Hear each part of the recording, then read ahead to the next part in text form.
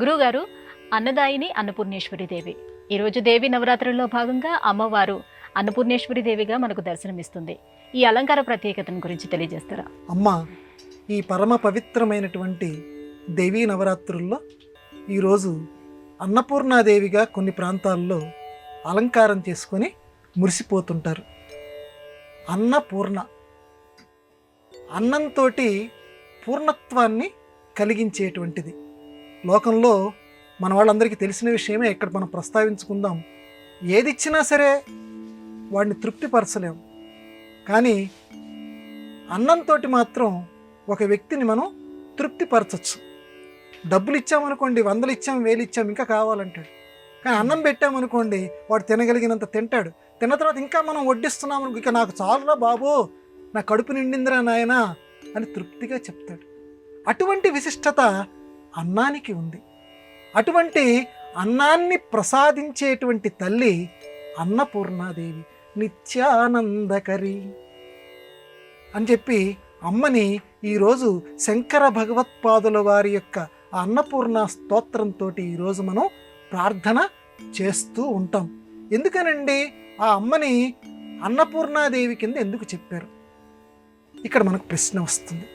మిగతా రకరకాల అలంకారాలు మనం చెప్పొచ్చు కదా, ప్రత్యేకంగా అన్నపూర్ణాదేవి అలంకారమే ఎందుకు చెప్పారు అని అంటే, లోకంలో ఏది లేకపోయినా బతకటం సాధ్యమే, కానీ ఈ అన్నగత జీవులమైనటువంటి మనము అన్నం లేకపోతే, అన్నము అంటే ఇక్కడ నా ఉద్దేశం తిండి, తిండి గనక లేకపోతే లోకంలో ఎవడు కూడా బతకటం సాధ్యం కాదు. కోటి విద్యలు కూటి కొరకే అని మన తెలుగువాడు దాన్ని చాలా సమర్థవంతంగా అనువాదం చేశాడు. ఎన్ని నేర్చుకో, బంగారం తినగలమా అంటాడు. లక్షాధికారి అయిన ఎన్ని లక్షల కోట్లు వాడు సంపాదించినప్పటికీ బంగారపు ముద్ద పెట్టుకొని వాడు ముద్ద నోట్లో పెట్టుకోలేడు.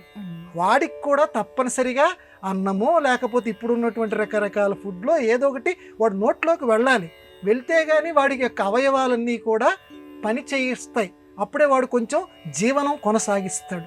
కాబట్టి ఆ రకంగా అన్నాన్ని కలిగించేటువంటి దేవి, అన్నంతో మనకు తృప్తిని కలిగించేటువంటి దేవి అన్నపూర్ణాదేవి. ఆవిడ అనుగ్రహం ఉంటేనే అన్నం మనం తినగలుగుతాం.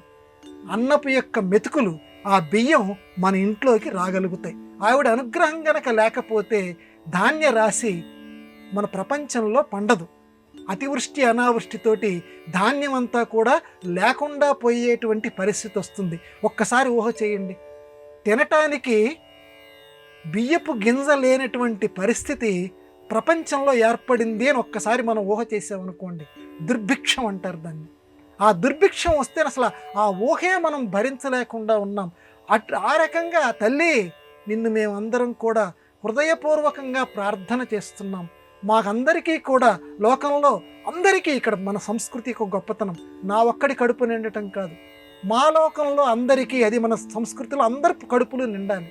అందరూ కూడా ఆకలి ఆకలి అనే ఏడవకుండా అందరికీ కూడా అన్నం దొరికేటట్లు చేయి. ఎందుకంటే అందుకనే పరమశివుడికి కూడా భిక్ష పెడుతున్నట్లుగా మనకి చిత్రాల్లో కనపడుతుంది అన్నపూర్ణాదేవి.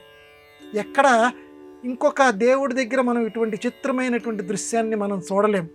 పరమశివుడికి కూడా అన్నపూర్ణాదేవి భిక్ష పెడుతున్నటువంటి దృశ్యం మనం చూడగలం.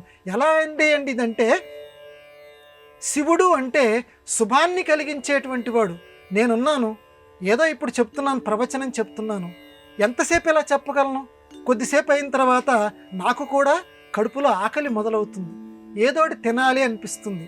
ఇంటికి వెళ్ళిన తర్వాత నా శ్రీమతి అన్నపూర్ణాదేవి ఇదిగోండి అని భోజనం పెడుతుంది. ఆ అన్నపూర్ణాదేవి పెట్టేటువంటి దాన్ని భిక్ష అంటారు. సన్యాసులు ఆ ఆహారాన్ని ఏమంటారంటే, వాళ్ళకి పెట్టేటువంటి భోజనాన్ని భిక్ష అంటారు. కాబట్టి అన్నపూర్ణాదేవి శివుడికి భిక్ష పెడుతోంది అని అంటే, శివుడు శుభం కలిగించేటువంటి ఆ శివుడికి భిక్ష పెడుతోందంటే, లోకంలో ఎవరైతే శుభాన్ని కాంక్షిస్తూ ఉంటారో, లోకహితాన్ని ఎవరైతే కోరుతూ ఉంటారో వాళ్ళందరికీ కూడా ఆ అన్నపూర్ణాదేవి భిక్ష పెడుతుంది, అంటే అన్నానికి లోటు లేకుండా చేస్తుంది. అంటే మనందరం కూడా లోకానికి శుభం కలగాలి, అందరూ బాగుండాలని కోరుకుంటూ ఉండు, నీకు అన్నాన్ని ఆ తల్లి అనుగ్రహిస్తుంది సుమా అని చెప్పటం అన్నపూర్ణాదేవి యొక్క అలంకారంగా ఈరోజు భావించి ఆ అమ్మని రకరకాల ప్రదేశాల్లో రకరకాల పేర్లతోటి ఈరోజు మనం కొలుస్తూ ఉంటాం.